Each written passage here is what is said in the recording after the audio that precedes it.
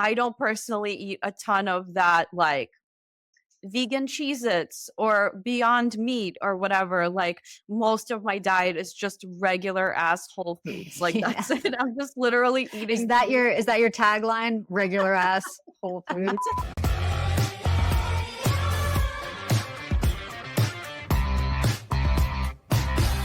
Welcome back to Sprung on Food, an interview-based show where the overall topic of conversation is food. I'm your host, Kae Sprung. This season, I'm talking to food content creators, and my next guest is Alex Shytsman, or as you might know her, the new Baguette. Let's get into the show. Alex is a recipe developer, food writer, photographer, and creator of The New Baguette, a plant-based recipe site. Her mission is to inspire people to cook more plant-centered meals at home. She's the co-author of Natural Gourmet Institute's The Complete Vegan Cookbook, contributor to Joe Yonan's Mastering the Art of Plant-Based Cooking, and writes for outlets like Simply Recipes and Eating Well. Originally from Ukraine, Alex moved to New York City at a young age and has lived there ever since. Alex, welcome. Thank you. Thank you so much for having me. Well, I'm excited to be well, I'm here. delighted to have you because, spoiler, we have met before and connected to what you do. So I just want to give a small endorsement and promotion. A few years ago, I was trying to improve my skills with photography, and you do photography lessons. So if anybody out there is looking for that, Alex is the one to call because you were so great. And I'm more of a tactile learner. I can YouTube all day, but there were just some things, and I really just wanted to feel super comfortable shooting on manual. And so we went through the process, and I knew what to practice from there, and it was so great. So thank you for that. So that's how we got to meet, and you were an excellent teacher, I think. Thank you so much for that endorsement. Yeah, thank you. Yes, I do teach food photography lessons. Like I've switched to mostly one-on-one instruction since the pandemic pretty much. Like I haven't done any group classes. I don't do it a ton. I don't promote it or anything. It's just it's out there. I offer it so when people reach out to me, I'm happy to help. Your site is called The New Baguette, and I know that the name comes from a mix of your healthy obsession with France and also wanting to create something new. But I really want to know who in New York City has the best baguette. Oh my God, what a great question. We do have a lot of great bakeries here. And, I love Bianchi. Hmm. They have, I mean, I walk by the Smith Street location a lot, and just that whole block that they're on, the smell that like it perfumes the entire block. It's really irresistible. And they have amazing croissants and other breads as well, not just baguettes. They have like a nice sourdough. Who else? I think that's the one that's kind of like my That's your go-to. number one. That's the endorsement. Yeah. Amazing. Yeah. You have your hand in so many different facets of food content creation and food media. So let's jump into all things. You started your Okay. blog in 2010, and I know that the landscape has probably changed a lot between the first iteration of your blog to where it is today. What was that process like, and how has it changed throughout the years? Oh my gosh. Yeah, everything is different. Back then, so first of all, I was also a different person 14 years ago. Obviously, I was like in my second year of college, I believe, and back then blogs were like a journal. So it was not what you see today. The photos were terrible. There were like not as many people were monetizing, like very few people were monetizing, so there were less physical ads on every site, but also it was really just about like building connections. It was a hobby for most people. It was really for people, yeah, to just like kind of share their day to day. People would post on their blog like multiple times a week. Some people would post every day. And it was really just like a documentation of like your life journey, what you're cooking, day to day, like a lot of failures too. Like if you cooked a recipe and it didn't work out, you would still post about it, or maybe just like the journey of like your evolution to make macarons or something like that, right?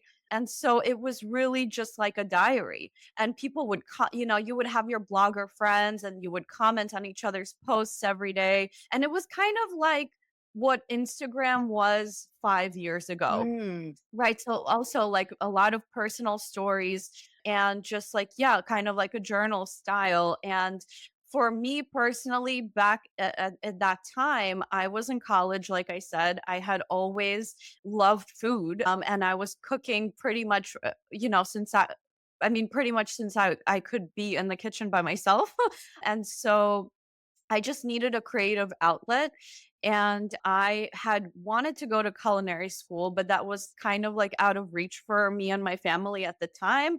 We're immigrants, so that kind of means two things. Like one, my parents are tradition like have a traditional immigrant mindset, which is that you need to have a traditional education, which of course they were right to an extent. But then also like culinary school is very expensive and we just didn't have the resources. So I just couldn't, like, I was cooking a lot, and at the time, I was, like, posting photos on my Facebook page, like, my personal Facebook feed, like, "Oh, I made scones," or "Boeuf bourguignon," or something like that, and a friend of mine at the time was reading, like, a lot of fashion blogs. Fashion blogs were also, like, food and fashion, I think, have a lot in common as well, but at the time, I feel like those were 2 really big niches, yes, I so she was remember like, all of "Hey." those Yeah. too. I remember having like bookmarked in that era, like all of these different kind of like, I think one of them was literally called Lookbook. And it was just like Yes. crowdsourced, like what user generated content, like I guess the origin story Yes. of that. And I remember, Yes. and I mean, I've kind of fallen out of that. I wonder if they still exist, but oh man, what a time to be alive. Totally, yeah, like the birth of street style, Yeah. like online. Yeah, it was a very interesting, like, democratic time of self-publishing, right? So yeah, my friend was like, "Have you heard of blogs?" And I was like, "I guess, like, I've just seen the ones that you've shown me." And literally, like, one night at 2 a.m., I was like, "Let me just go to blogspot.com," or whatever it Yeah. was, and I just started a blog and I posted a marinara recipe, and, it had, like, one tiny blurry photo of, like, a very extreme, unflattering close-up of marinara sauce, and yeah, and it had, like, a little paragraph, and, the recipe, and it was now blogs are so sophisticated, they're basically media companies, and everything is very codified, and there's all these, like, plugins you would use on your website, and everything is very officially formatted because, obviously, you're optimizing for user experience, but back in the day, it was literally just, like, a paragraph description of how to make marinara. So yeah, that was the beginning, and obviously there's been a lot of evolution since that time. One of the major ones being that I transitioned to posting only plant-based recipes, and like my diet is like 90% vegan. So that was like a huge transition as well, because back in the day I was like, I'm sure you remember the year like 2010, like David Chang and Momofuku and, like, pork belly and, like, prosciutto, like, fried chicken, like, those were, like, kind of, like, the trending foods, and I was eating and making those things, and then I had, like, a, Mhm. switch. So, yeah, it's went through many changes. Let's talk about the wanting to go to culinary school because after college you did end up technically at a cooking school, Natural Gourmet Institute, but as a marketing manager. So how did that come about, and did your time there influence the work that you're doing today? Basically everything I learned is from Natural Gourmet Institute, from NGI, 100% influenced Wow. everything that I'm doing today. But how that happened is I went to a CUNY school. I went to Hunter College here in the city, and I studied English literature. Like, I'd always liked reading and writing, and it was literally like I was like, I literally don't care about anything else. Or like, I don't wanna study anything else to that degree. I literally just wanted to study food. But I was like, I enjoy reading and writing, so that's a good major for me. So I did that. And then after that, I wanted to go and work at some sort of publishing company, like either a food magazine or a cookbook publisher, something like that. But those jobs are notoriously very scarce and also just hard to break into those industries, especially if you don't know anyone and if you didn't get the right internships and all that. And also, like, not everybody is capable of doing free internships, you know what I mean, resource wise. Totally. So that also like cuts out a lot of people from the pool, like also myself included, because I've worked since I was 14. Anyway, so when I graduated, yeah, I was just applying to all these jobs. I wasn't hearing a ton back from the publishing companies, but there was this job at Natural Gourmet, and I just love this like job listing. I applied right away, and yeah, I got that job and I stayed there for a couple of years. It was like a totally transformative experience. I didn't study marketing, but somehow like the role did have a lot of editorial qualities to it. Like they were looking for somebody to revamp their newsletter, to do the social media, to kind of just like do all of the little creative tasks that go into marketing. And even though the school was a 40-year-old institution, it did function a lot like a startup. So, like I did a lot of different things. It wasn't just Hmm. like, it wasn't just social media. I did so many different things. And that's also where I started doing food photography as well because they needed somebody to like, this was the time when like Instagram was really becoming very important for marketing. And so they bought me my first camera, and Ooh. that's where I kind of like learned how to do photos professionally. So, yeah. Wow. Yeah, because because from what you told me, I'm assuming you weren't like, "Hey, have you seen my blog and this amazing photo of this marinara sauce?" And they were like, "You're hired." Uh, Unfortunately, that's not what happened, they didn't but, need to um, know. They didn't need to know. no, no, Oh, they they did, did? they did. So, at the time, I had already been, blogging for, 2, 3 years, so, my photos I mean, I had slightly upgraded from the bad marinara sauce photo, but I think the point was that I did tell them about my blog. They knew that I had an interest in editorial things and also photography, and even though I didn't have professional skills, I had the interest and the desire to improve. And so I think that was also part of, probably why they liked me as well, because I was kind of like willing to learn everything. Listen, as any startup looks for talent, people who can roll up their sleeves and tackle kind of whatever needs to be done are the ideal candidates. So I think that was exactly the right mindset and what they were looking for and needed. You mentioned that they got you a camera. Were you up to your own devices and just started practicing? Was anybody there mentoring you or teaching you how? Like, how did you advance your skills with photography? There was nobody there. I Oh, was no. largely left to my own devices. I was very lucky. That was such a yeah, just an amazing experience and also just a time of exploration and fun and like a lot of creativity and passion in my life, like that life season. But how I grew my skills was I did take a couple of classes. There was a couple of classes I did in person. One of them was like a multi-week course, and that wasn't for food. It was just to learn how to use the Yeah. camera.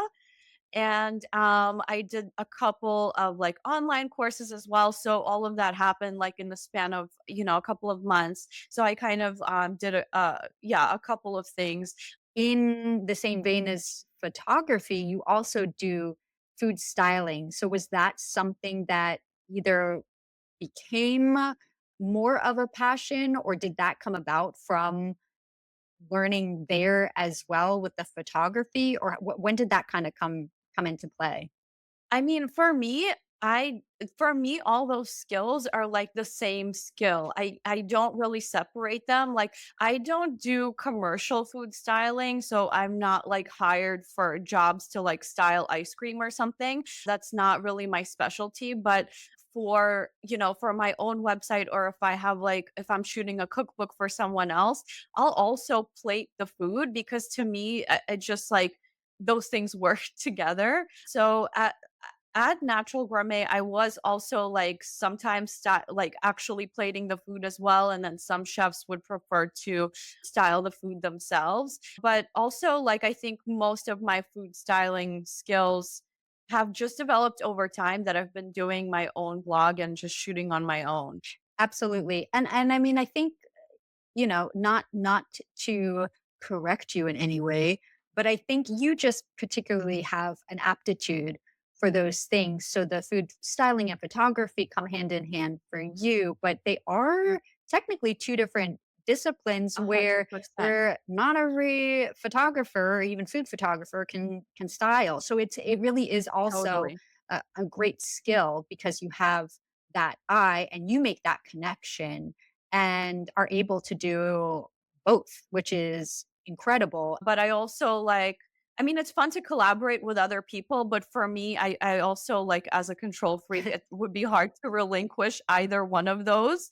So if I ever had to like hire a photographer to do something for me, I'd be like I wouldn't know. I wouldn't know how to let go. I totally get that. So it's Yeah. great that you have both. So it's a dynamic duo of skills and it's kind of a one-stop shop for you. So that's Thank you. definitely a strength for sure. Yeah. You also have your hand in cookbooks. So let's chat about that. How did was that something that you ever wanted to do, thought you would be doing? How did that all come about for you? When I was still at Natural Gourmet, which was like, I think 10 years ago or something at this point, we wanted to do a cookbook from the school. So the school had never had its own book that like chronicled its like signature recipes.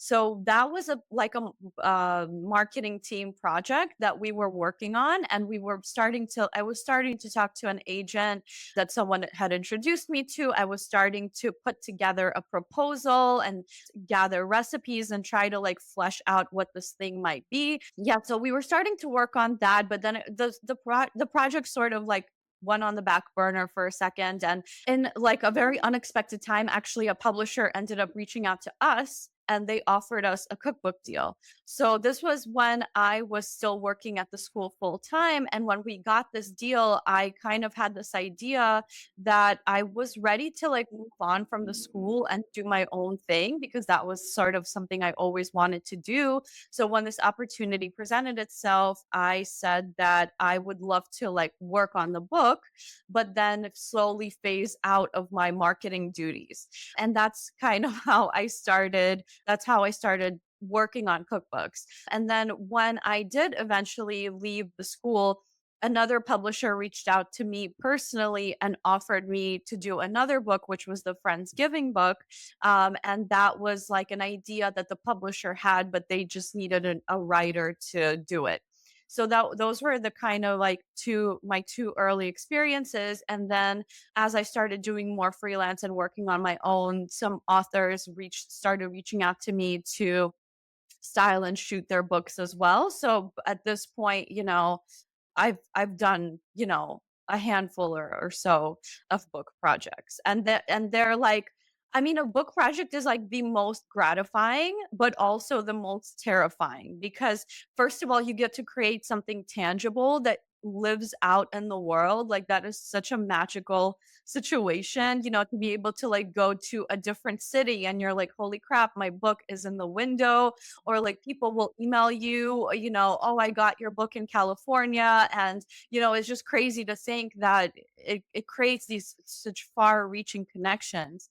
But then also it's terrifying because it's like done. It's not like a blog where it's like, if you have a typo, you just correct it, or if misprinted a measurement, or if something really goes awry, you can always go back, and then you can email your community and you can say, by the way, if you've tried to make this recipe, I know there was a mistake, please try the new version.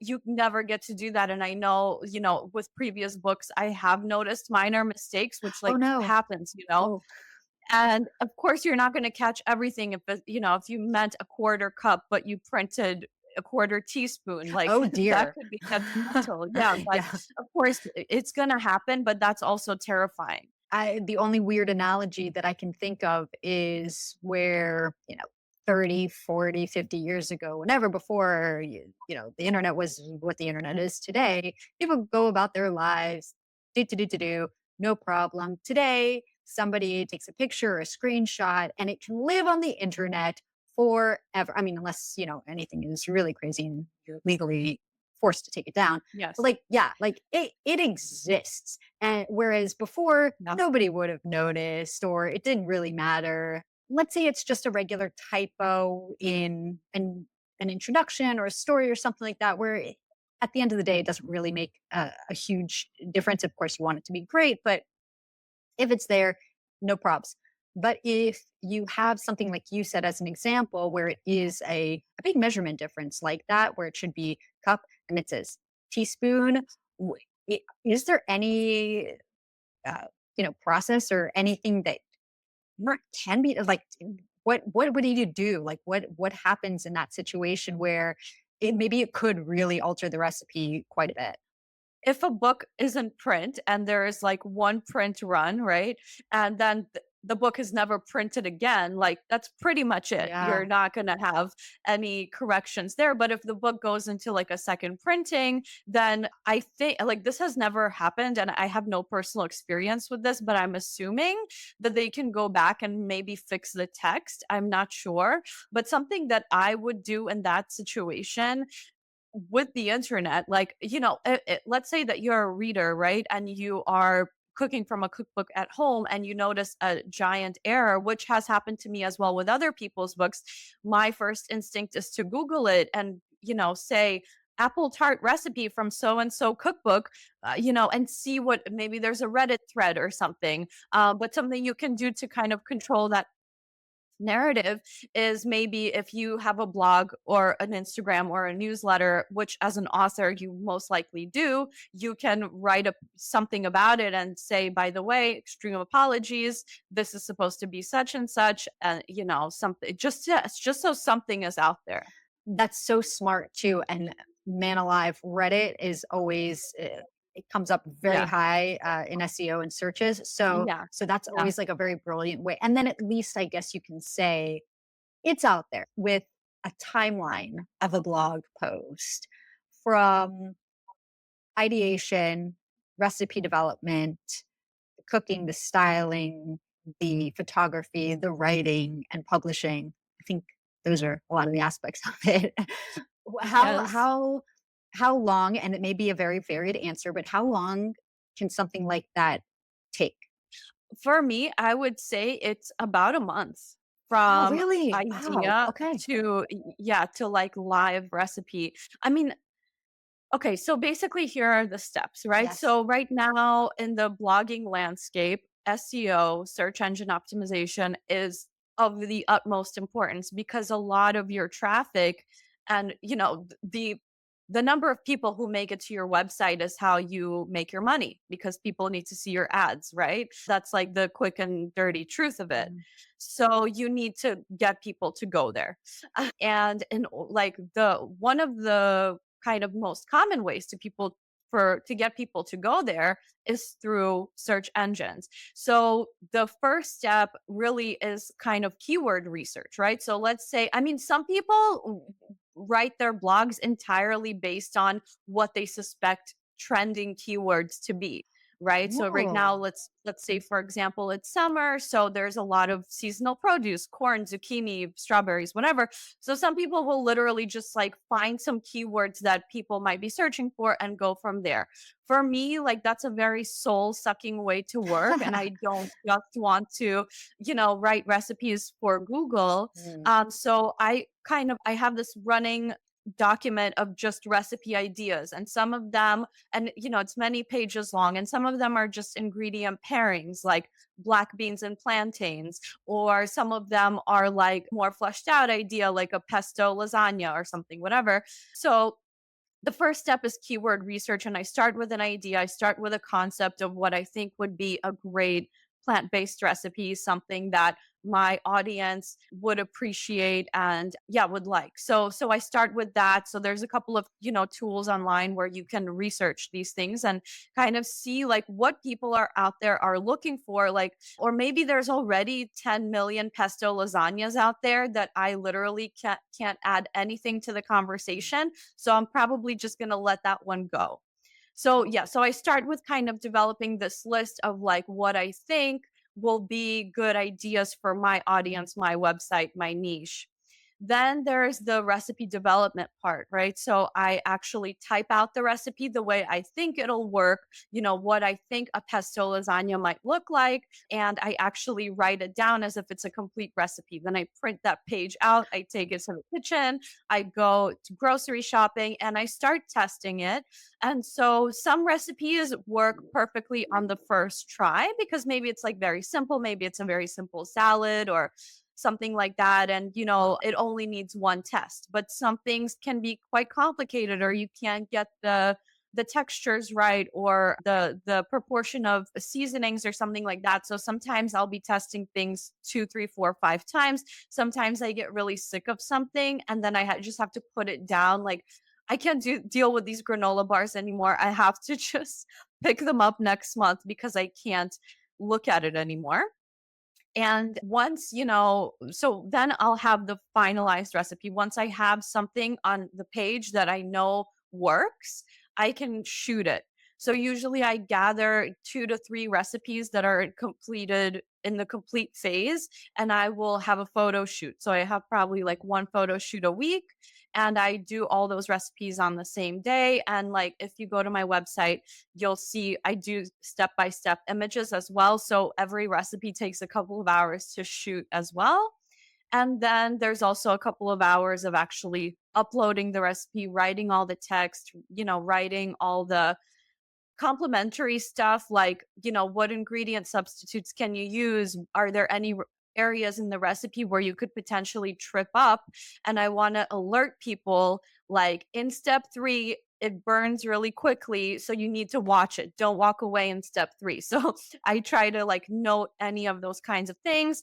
And yeah, and then it's ready to live on the page. And once it's live, I can promote it on Instagram, I can write a newsletter about it, post it on Pinterest, etc. So there's like, obviously that's a lot of work, and that can take up to a month per recipe, but obviously I'm working on multiple recipes at the same time, right? So Oh my gosh. Yeah, so I will be the first to admit I didn't realize that it could take, but it makes sense, right? And that it should take that long, but or maybe that's not that long. I don't know. But I think the average person who has no connection to this space and they are more so just a reader, a consumer, I think it's incredible to let people know that yes, it does take this amount of time because there's so much thought and development that goes behind it. And especially if you're meticulous and you want your readers to be able to execute it as it's meant to be, totally. which makes sense too, because then you don't want like those really, bad ratings on there or like people putting in comments like this didn't work at all. And like probably always, I mean, does anybody, I would hope that your community is really delightful. Are there ever any like people who make weird comments or things like that are just like unwarranted or they don't really, your community isn't really going to that to the comment section for that kind of a thing? I would not say that they're unwarranted. I would say like, a bulk of the comments that I get are either positive reviews or something that is helpful, Hmm. to me or to other readers. So yeah, for the most part, the comments are good, but you do once in a while get those things where people will struggle with something, or maybe they didn't read like all of that preceding text that told them where they would trip up or Hmm. something, and they didn't catch that moment. So then they'll give you feedback there. But for the most part, people are like, I think people who comment on food blogs are polite and they want to be helpful. But I will say that, like, anytime you do get a comment that's like not 5 stars, it's crushing. It's like, "Oh god." I mean, I just told you like all the work that went into that. Yes. I just spent a month like eating the stuffed cabbage, right, to perfect it. And then, somebody said, "Well, this wasn't that great." Obviously that crushes you. But at the same time, like we all have different palates and we Yes. like different things and we grew up eating different foods. So something that, maybe was great to me to somebody else might be so so and vice versa. But I think like something that is really key about this job is that you have to really care about people who are going to visit your site, Mhm. and you have to want to give them a good experience because people are spending their time and money trying this new thing, and they want to have a positive experience and a delicious meal. And if you just made them waste like $50 in 2 hours on something that just doesn't work at all, that's very selfish. If you're just like out there publishing recipes that aren't tested, that aren't well thought out, and that's not great for anyone. So yeah, that's kind of always the thing that I think about first, is that person on the other side and wanting them to have a good experience and be helpful to them. I think your approach is commendable and pure and the way that it should be. And I think that we both know Thanks. too, after hearing you kind of validate that, that there are definitely either individuals or recipe developers working for freelancing for other publications, and something may not be rated well. And it's not because people are like, my taste is different. It's because like there are real problems with the recipe, or it was just, a job and content and whatnot. And then you try the recipe and you're like, this was kind of trash. Like, what the heck? And then you go maybe look at the comments afterward and you're like, oh man, like nobody's liking this. And you wonder, why is the publication not pulling it? Like, if it, I don't know. So, like, what do you think should be the course of action? Like, let's say, and I'm sure this doesn't happen to you, but if hypothetically it did, where you did publish something that you were like, yeah, I've tested it, I love it, I think it's great, I think the instructions are easy to understand. They make sense. I've done my due diligence.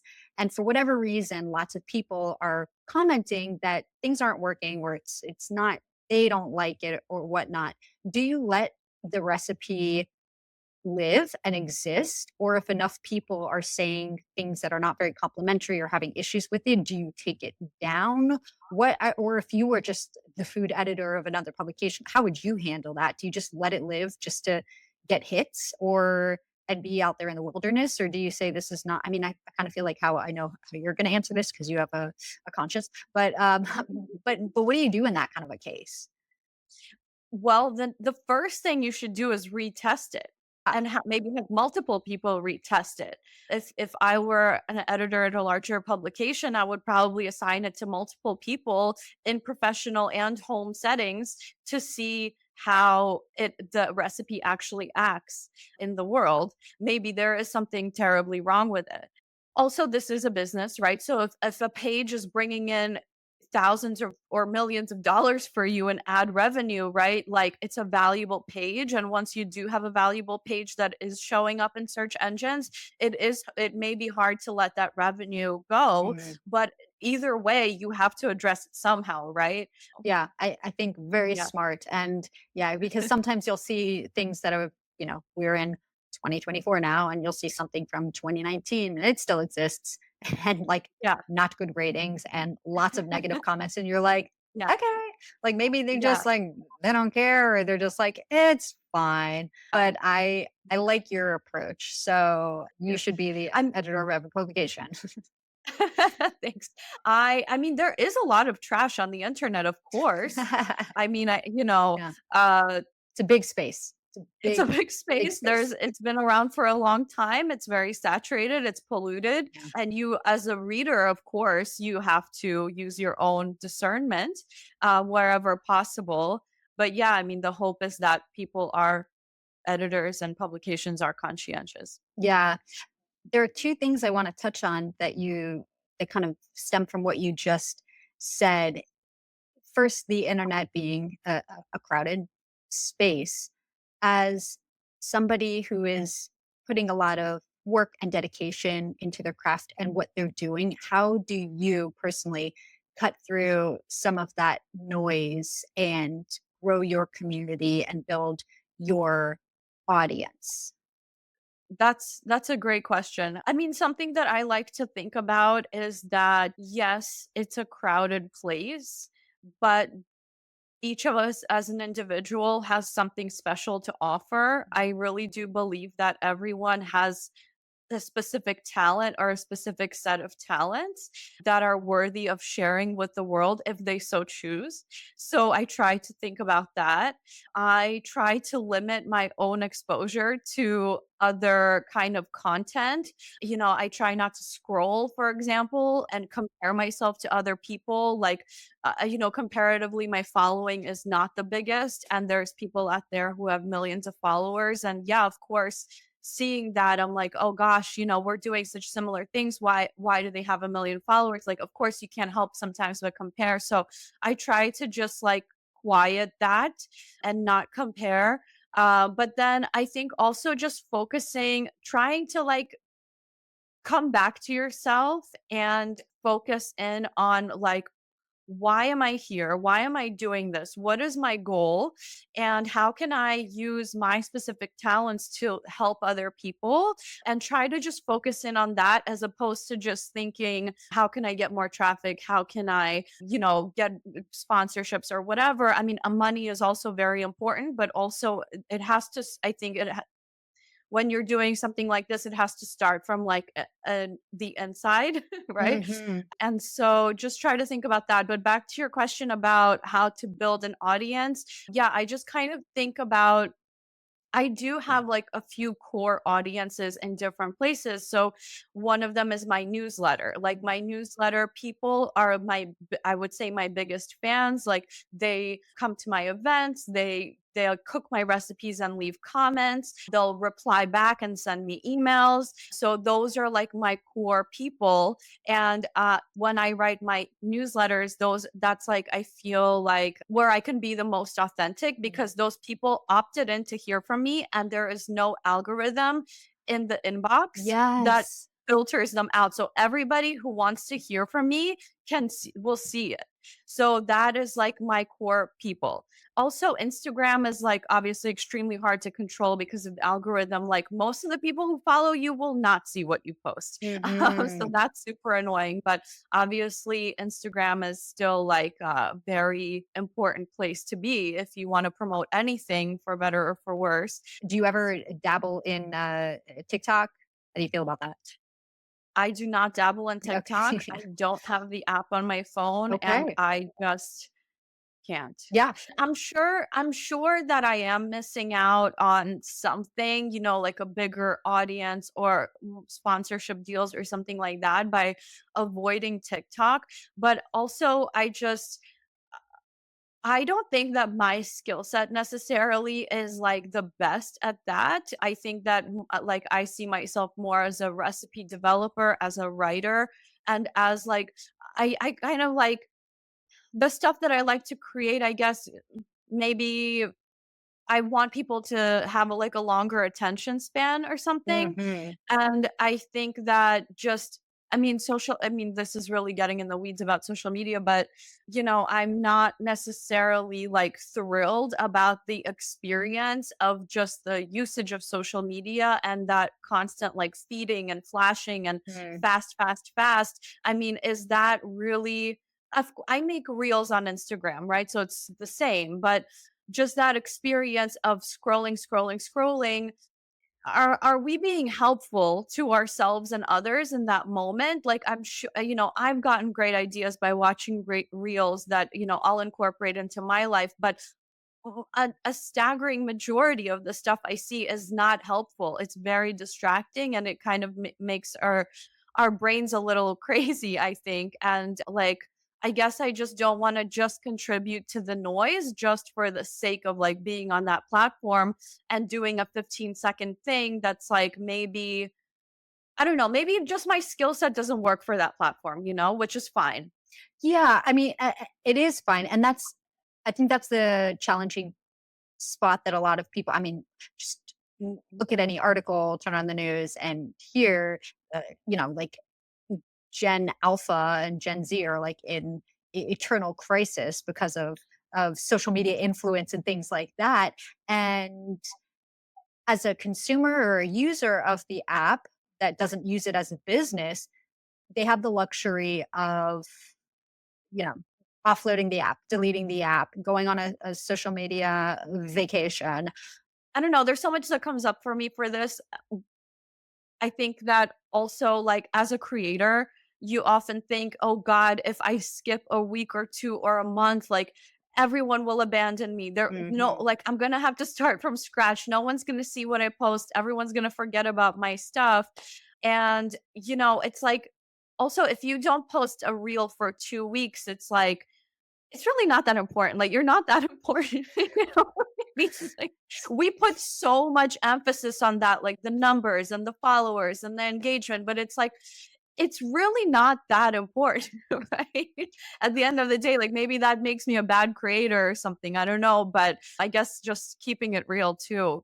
No, Alex for president, because that's, I mean, it's you know what I mean? Like it's important. Like these are important words because people do get very caught up in it. And I think that one of the reasons that they do, and you had mentioned this earlier, and I want to touch on this real quick, is the monetization game, and you are open to talking about that, which I think is great, because some people are like, I don't want to talk about it, or like not important, or like it's personal, or whatever the case is.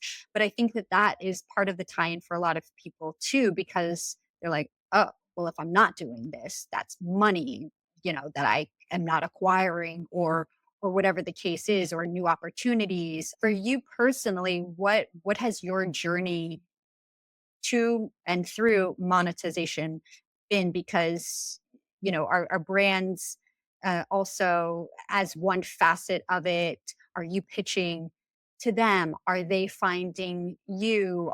I'm sure there's certain requirements on both ends where that partnership feels aligned and it makes sense for that to take place. What does that world look like for you? Like, in the beginning, I like, my monetization strategy was literally get it from anywhere you can.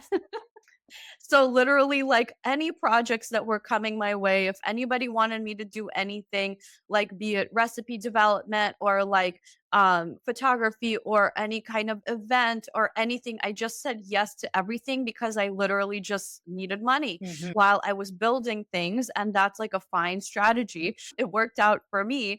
And then with time, I've every year I feel like has been really different. Some time, I focus on like more freelance, like media freelancing, so doing more photography and recipes for other media companies. Sometimes I do book projects which will, pay for stuff. And sometimes there's more brand work. But ultimately, like, through the years, my goal, which is, I'm kind of getting there now, which is just most of my revenue coming in from advertising on my website. So that's kind of like my journey to that. That's sort of the main thing. But then there is also brand sponsorships, which I don't do a ton of, but I feel like it's kind of equal of inbound requests and me pitching them. So it's kind of half and half. And yeah, I mean, for me, the brand does have to align. So I mean, I think for everybody, like, it doesn't make sense if I would start talking about cars or something, or I don't know, supplements, for example. Like, I'm all about like whole foods, right? So I believe in a whole foods way of eating, and I get a lot of inbound requests for like, talk about our supplement, talk about our gummies or Mm. whatever, and that's obviously a natural no for me. So You had mentioned whole foods, and also plant-based is your whole thing. How important has that shift become for you? And do you find this to be a very exciting time right now in the landscape of different CPG brands coming out with plant-based and vegan products. It's more accessible. Now I feel like, especially with restaurants that are completely plant-based forward. For me, I feel like there's just less divide from like traditional eaters and plant-based eaters, because even like plant-based eaters will like post a salmon recipe from every now and then, and it's like Mm. that's fine. They were craving salmon, like why not? Whatever, let them have it, without necessarily people going after them for that. So there's a little bit more flexibility now. But yeah, there it is like exciting. I mean, for me, I always believe in just like plant-based whole foods, and that is obviously never going to change, Mm. unless we invent new vegetables or something. But it's like literally the same Time thing, will tell. the Technology. same, the same things I ate 10 years ago is the same things I'm gonna probably eat forever, which is like beans, whole grains, produce, nuts, and seeds. So I'm not like, I don't personally eat a ton of that, like vegan Cheez-Its or Beyond Meat or whatever. Like most of my diet is just regular ass whole foods. Like Yeah. that's it. I'm just literally Is eating that things. your tagline? Regular ass Whole Foods. It should be. If not, you should have a Yeah, T-shirt that says that. A nice tote bag. I can see merch I'm in the gonna think future. about it. Yeah, I'm gonna think Honestly, about talking it. about monetization, get another revenue stream going. Why not? I know, you're right. So yeah, I'm not eating like I'm not really changing things, but I will say, my personal perspective is like if I'm craving a croissant or if I'm craving a burger, I will just have the regular version of that thing, and I'm not going to like seek out the best vegan croissant, because I'm going to have this one croissant probably for the next 2 months or whatever until I have the next one, and I'm like, I'm fine with that. I'm not gonna like berate myself or Mm, whatever. Cause it's really like, I think healthy choices are really about the sum of the whole. It's not mm. about the one thing you ate today, or like the one Pepsi that you drank today is not going to kill you. It's like, are you drinking Pepsi every day, 3 times a day? Or is it just like a special treat, on a Sunday or whatever? So that's kind of my perspective. Yeah, and being true to yourself about that is important too. I always think of Mayor Eric Adams and how he was like such like a hardcore to the public vegan, and then people were seeing him out at dinner eating fish, and they're like, "Excuse me, sir, do you realize that fish is not vegan?" And so he felt kind of like, "Oh no," and he was like, "Yeah, I'm vegan who occasionally eats fish," and it's like, But then I do have to mention that that's like my perspective, and yeah. I have never called myself vegan. And yeah, because the word vegan connotes an entire lifestyle that is it requires a lot of commitment, like no leather shoes, no Mhm, beeswax. You have to check the ingredients of your toothpaste and your lotion or whatever. And mhm. and it's very commendable. My hat off to the people who live like that. Alex, if you were able to pick just one kitchen tool, and I'm not talking about a stove or an oven, I'm talking kind of like equipment or tool, and you could only have one, what would it be? The rubber spatula. Love it. So Such a useful, great right? tool, such a great tool. I really need to buy more of them, but they're fabulous, yeah. Excellent. I'm on board with that one. Amazing. Alex, how can people follow and support you? Plug away. Okay, you can follow me on Instagram at the new baguette. You can go to my website, thenewbaguette.com, and look through all of my recipes. The best way to keep in touch is through my newsletter. So there's a bunch of sign up forms all across the website that will let you give me your email address, and I will be contacting you every week or so and sending you all of my new recipes. And then from time to time, I have events or cooking classes. So if you're on my mailing list, you'll be the first to know about those. Amazing. Alex, thank you so much for sharing your story and spending some time with me here today. Thank you so much. This was really fun. I feel like I could talk to you all day. Okay, Thank let's you for go. having me. Thank you so much. Thanks for watching. You can find links and more info in the description below. Don't forget to give this video a thumbs up and subscribe to the channel if you haven't yet. See you next time.